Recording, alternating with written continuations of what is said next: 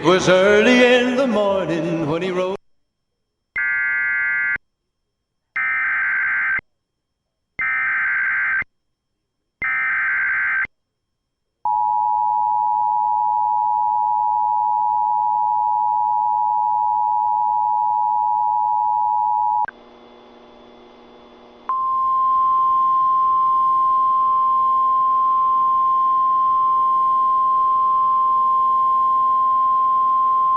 Weather Bulletin.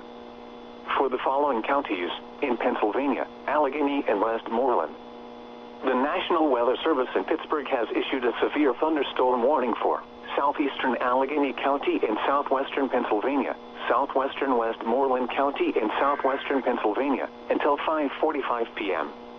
At 5:14 p.m., a severe thunderstorm was located over West Newton, or 10 miles south of McKeesport, moving east at 10 miles per hour.